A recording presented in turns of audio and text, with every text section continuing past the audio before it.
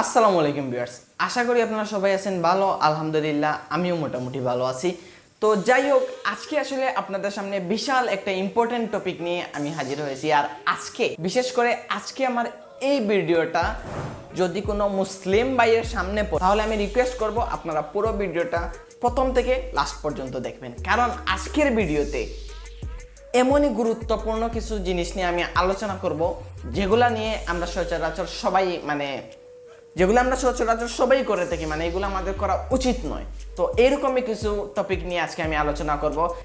আর আজকের আলোচনার আসলে প্রথম টপিকই হচ্ছে আমাদের বলিউড স্টার সুশান্ত সিং রাজপুত। আপনারা অনেকেই চিনেন, যিনি বলিউড স্টার, অনেক জনপ্রিয় একজন স্টার। আর তিনি গত কয়েকদিন আগে নিজের বাসায় সুইসাইড করেন, এবং ওনার সুইসাইডের পিছনে অনেক রহস্য, অনেক অজানা তথ্য রয়েছে যেগুলো হয়তোবা আমরা জানি না। তো এখন পর্যন্ত যতটুকু ধারণা করা যায় যে তিনি নিজের বাসায় নিজের ইচ্ছেই সুইসাইড করেন। তো আসলে কে এই হিরো, কে এই সুশান্ত সিং রাজপুত? আজকে আমরা তার বিষয়ে প্রথমে কিছু জিনিস জানবো, কিছু জিনিস বলবো। তারপর আমাদের হাদিসের আলোকে, আমাদের কোরআনের আলোকে আমি কিছু কথা আপনাদের বলবো।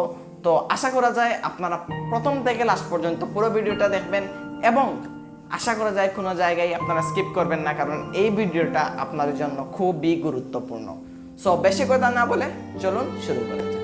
তো 1986 সালের 21 জানুয়ারি ভারতের বিহার রাজ্যের একটা মধ্যবিত্ত ফ্যামিলিতে জন্মগ্রহণ করেন এই নায়ক। তিনি ইঞ্জিনিয়ারিং নিয়ে পড়াশোনা করতেন, কিন্তু তার ইচ্ছে ছিল সম্পূর্ণ মিডিয়া জগতের প্রতি। যে ইচ্ছা সেই কাজ। অনেক কষ্টের বিনিময়ে, অনেক স্ট্রাগল করে তিনি মিডিয়া জগতে পা রাখেন ব্যাকআপ নৃত্যশিল্পী হিসাবে। তারপর আস্তে আস্তে বলিউডে যোগদান, এবং তারপর তিনি MS ধোনির মতো আরও অনেক সুপারহিট ছবি আমাদের উপহার দেন, এবং এই ছবিগুলো এতটুকুই পপুলার এবং এতটুকুই জনপ্রিয় হয় যে তিনি পুরো বিশ্বর প্রতিটা মানুষের মনের মধ্যে একটা আলাদা জায়গা করে নেন। এবং ওই মানুষগুলোর মধ্যে আমিও একজন ছিলাম, যে আমার সব থেকে ফেভারিট নায়ক বা হিরোজদের মধ্যে সুশান্ত সিং রাজপুত একজন ছিলেন, যাকে আমার খুবই বেশি ভালো লাগতো। তার শেষ ছবি চিচরেতে তিনি বলেছিলেন আমাদের আত্মহত্যা বা সুসাইডের বিপক্ষে কিছু সংলাপ, যেগুলো দেখে রীতিমতো আমরা যারা আসি, আমরা যারা মুভি দেখি, তাদের মনের মধ্যে তিনি এই মেসেজটি দিতে চেয়েছিলেন যে সুইসাইড কোনো সমাধান নয়। অথচ ভাগ্যের কি নির্মম পরিহাস, বলা হচ্ছে যে তিনি তার নিজের বাসায় সুইসাইড করেন গত কয়েকদিন আগে, যেটা নিয়ে ইন্ডিয়া সহ পুরো বিশ্বতে অনেক তুলপাড়, অনেক আলোচনা সমালোচনা চলছেই। একের পর একের উপর অভিযোগ দেওয়া হচ্ছে যে ওনাকে সুইসাইড করতে বাধ্য করা হয়েছে। এক এক জায়গায় নিউজ হয় যে উনি আত্মহত্যা করেছেন, এক এক জায়গায় নিউজ করা হয় যে ওনাকে খুন করা হয়েছে।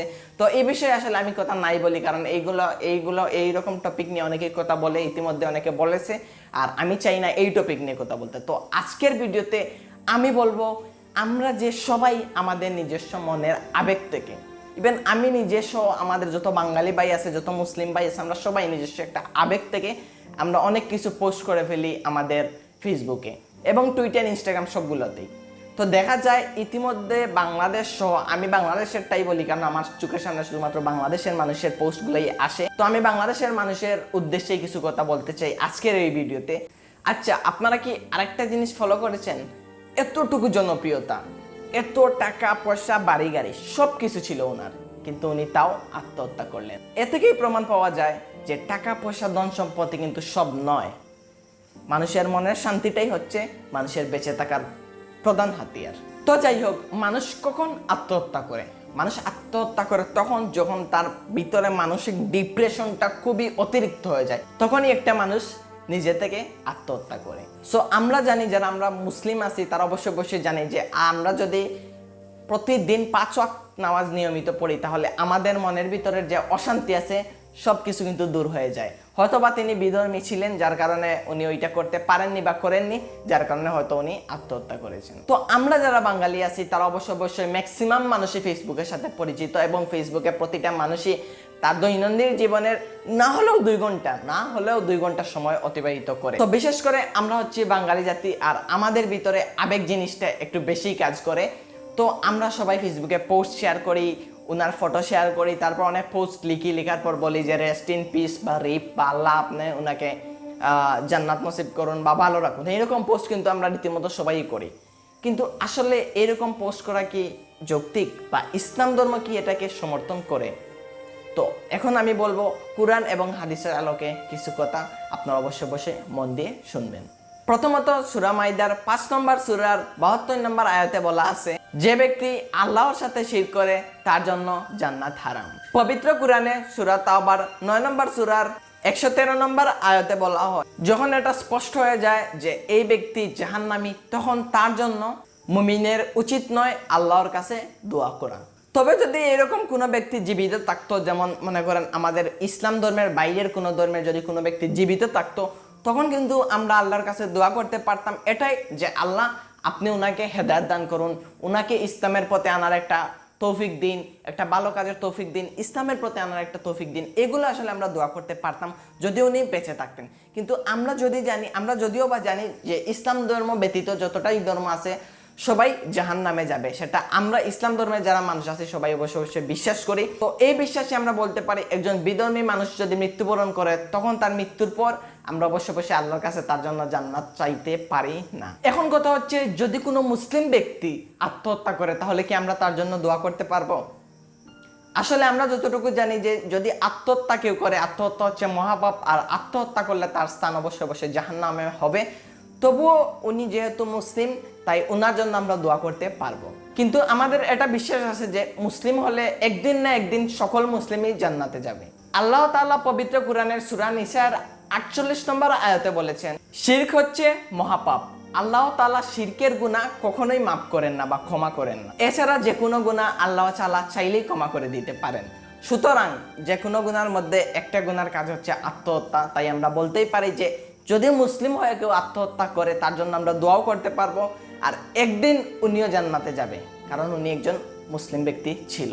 এবং যতই খারাপ ব্যক্তি হোক, যদি উনি মুসলিম হয় তাহলে ওনার সমস্ত কর্মের ফল পাওয়ার পর উনি অবশ্যই জান্নাতে প্রবেশ করবেন।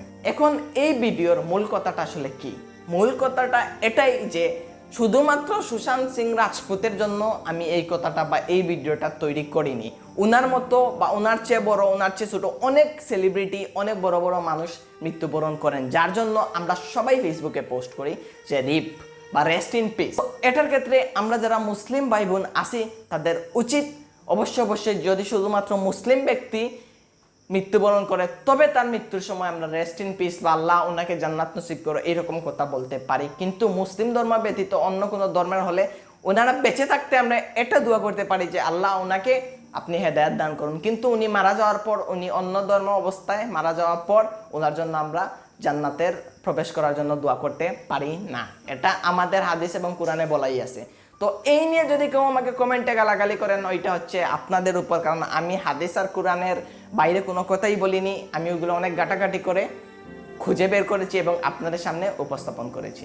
তো এটাই হচ্ছে আমার মূল কথা, যে অবশ্যই রেস্ট ইন পিস লেখার আগে অবশ্যই বুঝতে হবে যে কাদের ক্ষেত্রে এটা কাম্য বা কাদের ক্ষেত্রে এটা করা যাবে। তো আশা করা যায় আমার এই ভিডিওটা দেখার পর আপনাদের মাথায় একটু হলেও নলেজ আসছে।